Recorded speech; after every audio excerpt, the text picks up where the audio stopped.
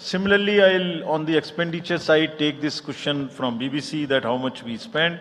Each candidate is allowed to spend in the parliamentary constituencies up to 80 lakhs, up to limit, and in the assembly up to 90, up to 90 lakhs, and in the assembly up to 38. So if you combine amongst the candidate, that's the upper limit, which is the expenditure.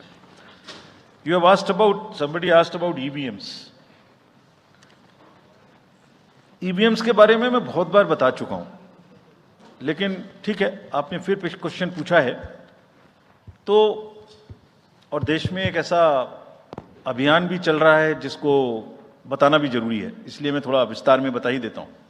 वैसे बहुत बार बता चुका हूं, 40 बार लगभग इस देश की संवैधानिक courts, high courts and supreme courts EVM के ऊपर में जितनी चुनौतियां हुई हैं उनको देख चुकी हैं।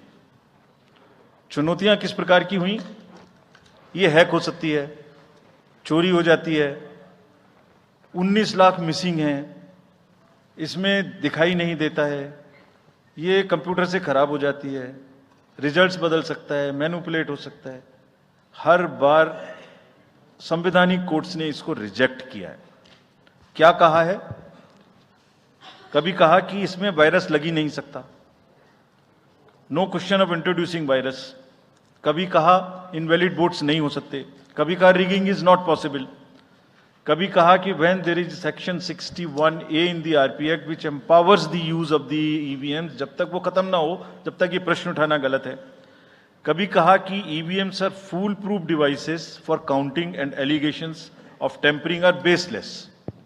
कभी कहा कि आप एक के बदले 5 वीवीपैट गिनिए, वो हमने शुरू कर दिया। अब तो ये आ गया है नतीजा कि कोर्ट्स ने जुर्माना लगाना शुरू कर दिया। दिल्ली हाई कोर्ट ने मिस्चीवियस कहते हुए 10,000 रुपए का जुर्माना लगाया, फिर माननीय उच्चतम न्यायालय ने 50,000 रुपए का जुर्माना लगाया। अभी फिर रिसेंटली माननीय उच्चतम न्यायालय ने एक पिटीशन खत्म की है। कितनी बार सुनेंगे? क्यों बार बार वही बिलाप करना है? कोई चीजें तो हमसे पूछिए। हैक नहीं हो सकती, किसी सूरत में नहीं हो सकती, एंड जो परिणाम आते हैं वही प्रमाण है, बार बार परिणाम आते हैं। कोई भी ईवीएम लेके बैठ जाता है सोशल मीडिया पे, वो डिब्बा लेके एक बैठ जाता है, और आजकल एक नया ट्रेंड शुरू हुआ है, वो थोड़ा सा एक्सपर्ट भी बन जाता है। आजकल 1-2 एक्सपर्ट भी चल रहे हैं सोशल मीडिया पे, वो कहाँ की डिग्री हैं, कहाँ के एक्सपर्ट हैं, थोड़ा देखना भी चाहिए।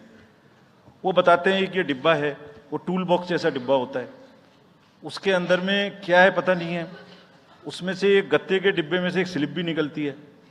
वो धरना भी हो जाता है कि ये स्लिप बदल गई, मैंने यहाँ बटन दबाया था और यहाँ ही गलत निकल गई। भाई आपने क्या दबाया था, किसी को बताया था क्या? क्या निकला, किसी को बताया था क्या? अरे संविधान कोर्ट्स कह रही हैं। अच्छा, जितनी बार हमसे आप पूछेंगे उतनी बार हम उसका एक क्वेश्चन लेके आपको FAQs में डाल देंगे। 100+ क्वेश्चन है। और भाई, political parties have come into existence because of the EVMs. There are many smaller political parties which in the age of the ballot papers might have not come into the existence. It was the fairness, and the political parties know in the heart of their hearts. सब EVMs का 3-3 बार mock poll होता है, candidates के सामने में होता है। फिर भी अगर कुछ आप किताब लाए हैं, किसी के पास है क्या? एक हमने किताब भी बनाई है, एक जितने लीगल केसेस, 40 केस, देखिए, these are 40 cases on EVM. इसमें FAQ भी है, आप सब लीजिए इस किताब को हमसे। इसमें FAQ भी है और इसमें फ्लो चार्ट्स भी हैं। देखिए, हमारी वेबसाइट पे है ये, थोड़ा पढ़ने का तो कष्ट करिए, खासतौर से जो एक्सपर्ट महोदय हैं। वो बहुत सारे एक्सपर्ट्स हैं यहाँ, मतलब कंट्री में कोई भी बन जाता है, किसी पे कोई रोक नहीं है। हमने इसमें चार्ट भी लगाया है कि कितनी बार सत्ता में रहने वाली पार्टियां ईवीएम ने बदल दी। तो मुझे भी ईवीएम पे फिर मैं रात सोच रहा था ये प्रश्न तो आएगा जरूर, तो फिर रात को मैंने कुछ लिखा अपने हाथ से, वो फिर आपको सुनाता हूं। अधूरी हसरतों का इल्जाम, अधूरी हसरतों का इल्जाम हर बार हम पर लगाना ठीक नहीं। ये ईवीएम कह रही है, मैं नहीं कह रहा हूं।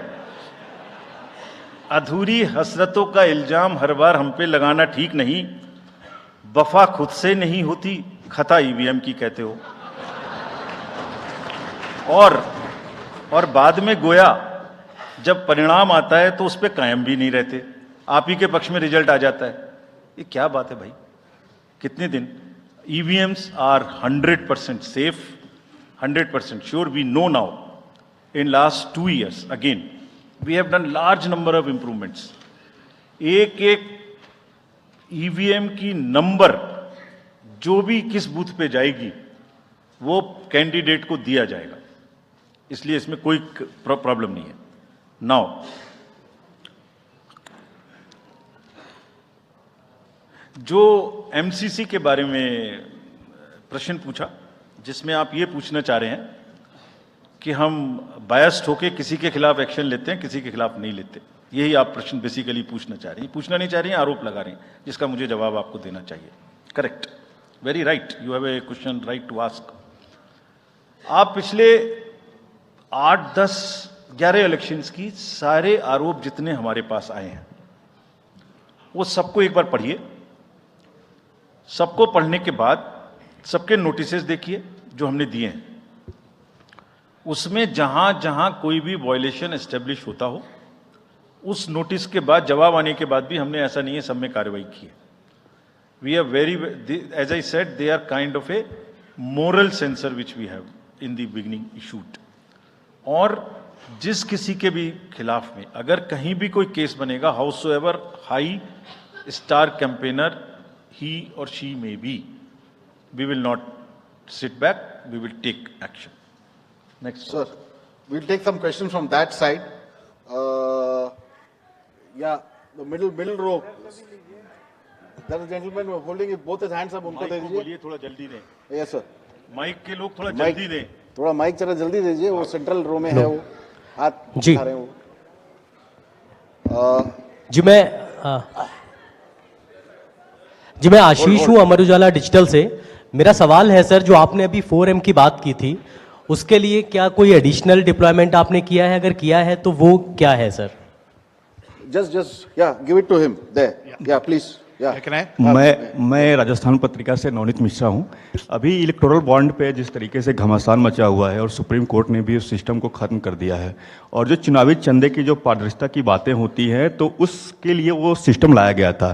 तो आयोग का अगला कदम क्या होगा, क्योंकि इसके बाद से कैश की चुनौती है वो बढ़ेगी चुनाव में। Sir, Sunil Prabhu from NDTV. Just two, three points, because you just now made a comment that every EVM has a number, and your own commission had asked for a totalizer.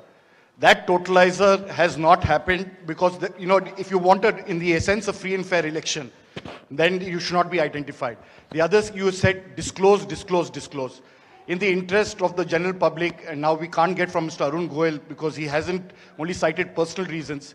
In the best interest of the commission, would you be able to disclose what exactly happened? Why did Mr. Arun Goel, who worked with you and sadly is not here today in this entire process, if you can come clean about what exactly happened, what were the differences that led to his sudden and abrupt exit? That's Ravi Tripathi, DD News. Go there. Yeah. Sir, मैं रवि त्रिपाठी हूँ, जी news से। मेरा सवाल यह है कि एक तो सीट के नंबर जो सर आपने दिए हैं वो 543 के बजाय 544 हो रहे हैं काउंट करने पर, ऐसा क्यों है? ये एक तो जानकारी। और दूसरा कि मॉडल कोड ऑफ कंडक्ट का जो सवाल खड़ा किया हमारे किसी दोस्त ने कि बार बार विपक्ष ये सवाल खड़ा करता है, तो पिछली बार उन्होंने नाम दिया कि मोदी कोड ऑफ कंडक्ट, जिसमें मोदी के खिलाफ आप सॉफ्ट होते हैं और राहुल गांधी के खिलाफ आप ज़्यादा एक्शन लेते हैं। ऐसा क्यों होता है? ऐसा आरोप क्यों लगता है चुनाव आयोग? Gentleman next to you. Yeah. Sir, Neeraj हूँ, न्यूज़ 18 इंडिया से। सर, पहले तो चुनाव आयोग को बहुत बहुत बधाई कि आप लोग पूरी कंप्लीट टीम हो गए हैं, दोनों चुनाव आयुक्तों को, और इस बड़ी प्रेस कॉन्फ्रेंस के माध्यम से हम लोग का वास्ता हो रहा है। हमारा सवाल ये है कि ये तो हमें अंदाजा था कि जम्मू और कश्मीर में विधानसभा के चुनाव नहीं होंगे इस बार, लेकिन ऐसा क्यों किया है? हालांकि आपके पास वक्त है, कोर्ट ने भी आपको वक्त दिया है। जम्मू कश्मीर में विधानसभा चुनाव न कराए जाने की क्या वजहें हैं? Yeah, the gentleman with the... Yeah, go ahead. Yes. Very Sir, मैं complete my name कर is लेता हूँ। T.N. Ashok. I used to be former editor of PTI. I also write a lot of political articles from New York. So I just wanted to know, I was just following the Federal Election Commission of the US, which publishes on its website the amount of money raised by presidential candidates, like say, it has just come out only yesterday. Biden has raised about $106 million. Trump has raised $88 million.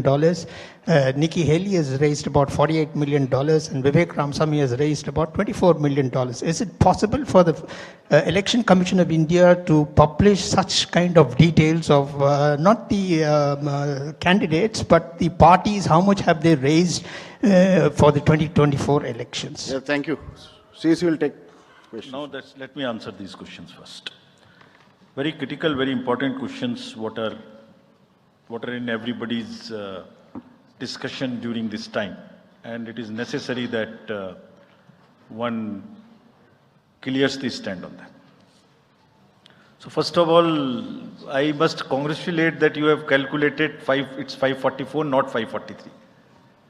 I never guessed that anybody would so quickly calculate this. कि ये 543 seat हैं तो 544 total में कैसे आ गई?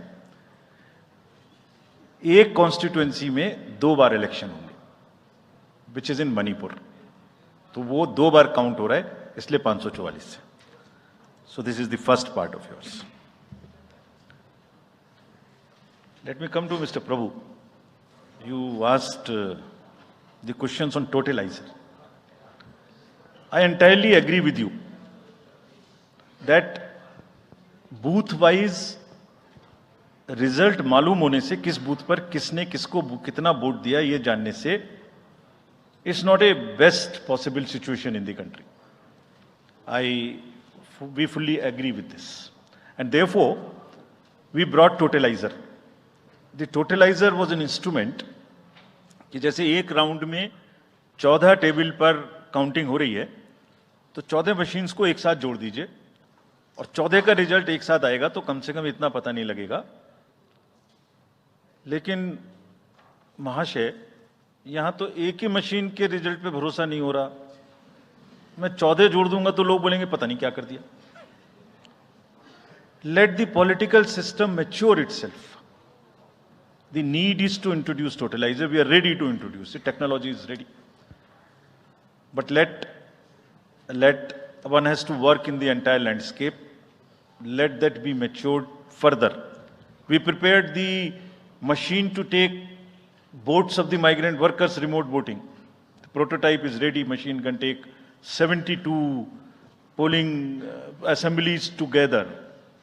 That's a step towards remote voting. We are also ready at some stage for remote voting through electronically, through blockchains and all. But let such things take time to assimilate, to adjust. एक समय होता है हर idea का. So perhaps the time for this idea has not come. It is a little premature. But yes, it can tackle that ill. About my friend you asked. Mr. Arun was a very, very distinguished member of our team. And I thoroughly enjoyed working with him all the time. But in every institution, somebody will have to be given the personal space. And I'm sure the personal space should not be touched and one should not be insensitive to ask personal questions. If he had personal reasons, it's fine, you must respect it. In the commission, let me make it clear to everybody. As you said, disclose, disclose, disclose. We also have another principle, participate. Involve all political parties. So in the commission, we have a very sound tradition, not today, of large, and I must thank this to my predecessors, worthy predecessors. Whatever we are today, it is because of them. And that's one tradition in the commission, that dissent within commission is encouraged. Within 4 walls of ECM, the commission room, which we call, it's a round room, because it's such a complicated exercise in the world, 3 minds are always better than 1. We discuss we sleep over issues, we take time, we assimilate, and हमेशा एक उसमें कहावत है ना, फिर मुझे याद आ गया वैसे ही, निंदक न्यारे राखिए, आसपास रखने चाहिए जो लोग आपको चैलेंज कर सकें। सो कमीशन में बहुत ट्रेडिशन है, वो हमेशा होता रहा है और होते रहना चाहिए। So that's the answer which I wanted to give you. Jammu Kashmir assembly elections क्यों नहीं हमने कराए, ये आपने एक प्रश्न पूछा, बहुत इंपॉर्टेंट क्वेश्चन है नीरज जी आपका। हम बहुत कॉन्शियस हैं इस बात से और बीच बीच में आरोप भी लगते रहते हैं। हम वहां गए थे तब भी हमसे लोगों ने कहा कि हमें तो सुप्रीम कोर्ट जाना पड़ा आपसे क्या आपको कहलवाने के लिए कि इलेक्शन कराइए, और आप क्यों नहीं कर रहे हैं। तो पहली बात, आपने इतने समय से क्यों नहीं किया। तो पहली बात मैं सबके सामने ये इसको स्पष्ट करना चाहता हूं कि Jammu and Kashmir reorganisation act was passed in 2019। ये सबको विदित है कि 2019 में Jammu Kashmir reorganisation act pass हुआ। उसमें जम्मू कश्मीर की असेंबली में 107 सीटों का प्रावधान किया गया। उस 107 में से 24 सीटें रिजर्व थीं पाक ऑक्यूपाइड जेएंडके की, बची 83। 83 में से 7 रिजर्व थी एससी के लिए और एसटी के लिए कोई रिजर्वेशन नहीं था, राइट। 2022 में उसके बाद डिलिमिटेशन कमीशन आया और उसकी रिपोर्ट्स को एक्सेप्ट करके नोटिफाई किया गया। उसने इन सीटों की संख्या में परिवर्तन कर दिया। तो another act change this number of seats. क्या हो गया, 107 से बढ़ के 114 हो गई, 24 उसमें पाक ऑक्यूपाइड जेके की रही, 90 बची, तो 83 से बढ़ के 90 हो गई और 9 सीट एसटी के लिए रिजर्व कर दी गई। ये नया फीचर क्रिएट हो गया। और साथ ही साथ 2 सीट माइग्रेंट्स के लिए रिजर्व कर दी गई, जिसमें से 1 वुमेन की थी। और उसके बाद 1 सीट का नॉमिनेशन अलाउ किया गया, जो कि पीओके से डिस्प्लेस्ड लोग जो इंडिया में हैं उनके लिए वो रिजर्व की जाएगी। और ये सारे, जिसका मतलब Reorganization Act and Delimitation Act were not in sync, and therefore there was no occasion for the commission to conduct the election till that happens. When did that happen? That happened in December 2023 by amendment in the J&K Reorganization Act. तो हमारा metre कब से चालू हुआ है? दिसंबर 2023 से metre चालू हुआ है चुनाव कराने का। असेंबली और पार्लियामेंट में चुनाव कराने के लिए हम जेएंडके के सभी पॉलिटिकल पार्टीज ने हमसे कहा, ऑल, कि आप हमारा चुनाव पार्लियामेंट के साथ कराइए। वी रेस्पेक्ट दैट, और हम समझते हैं कि हमारी ड्यूटी है हम उसे कराएं। सारी एडमिनिस्ट्रेटिव मशीनरी ने टुगेदर एक स्वर में कहा कि सर हम एक साथ नहीं करा सकते। हमने पूछा क्यों, तो उनका आंसर था कि जब असेंबली कॉन्स्टिट्यूएंसी के चुनाव साथ साथ में होंगे तो एक असेंबली में लगभग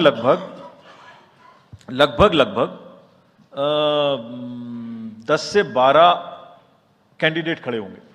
सो 90 इंटू 12 करीब 1000 कैंडिडेट हो गए। और जेएंडके में सिक्योरिटी की वजह से हर कैंडिडेट को कम से कम 2 सेक्शन फोर्स प्रोवाइड करनी पड़ती है। 2 सेक्शन फोर्स का मतलब हो गया कि हमें करीब 1000 के बीच में 450-500 लोगों की कंपनीज की जरूरत और एक्स्ट्रा पड़ेगी। वो इतने बड़े देश में इस समय में सिक्योरिटी रीजंस में प्रोवाइड नहीं था। बट वी स्टैंड कमिटेड कि हम जैसे ही ये चुनाव खत्म होते हैं उसके तुरंत बाद, क्योंकि फोर्सेस की हमारे पास अवेलेबिलिटी हो जाएगी, हम चुनाव जल्दी से जल्दी वहां कराएंगे। Last question again, erectile bonds and चुनावी चंदा। और जो somebody asked from this side as to how the disclosures can be made through the political parties as to how much they collected. So as regards electoral bonds, Commission has always been in favor of transparency right from the stage when we submitted our stand in the Honorable Supreme Court. Again, in a democracy, there is no scope for hiding things. Democracy is all about making everybody know, aware, transparency, information. It must be shared. We are all for it. So this is the first part of the entire exercise. It must be known. The country has to now also ask and find solutions to an institutional mechanism where the donor's privacy is also considered, is a point in question. We have made it compulsory for all political parties to make the contributions they are receiving. The answer to this side as to the declarations are made on the donations. Every political party is required to, under the guidelines, to make declaration to us on the contributions they receive. Also in the annual accounts, how much they have collected, how much they have spent.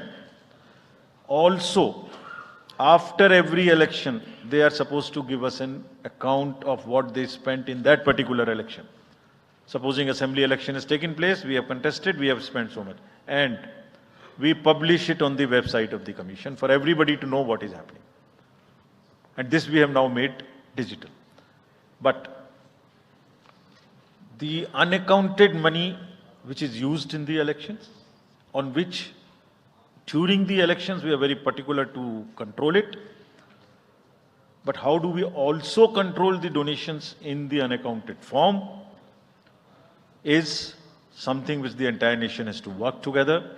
How the donor's privacy is also protected.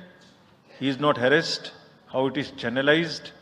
How it is more and more white.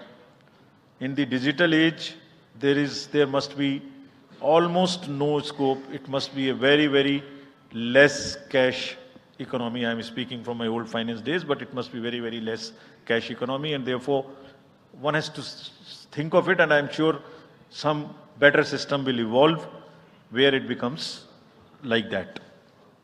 Yes. So should we take Last another round? round? Yes, sir. Last round. Last round of questions. The lady at the back. Yeah. Good evening, sir. This is Ritika from the Indian Express. You're not audible.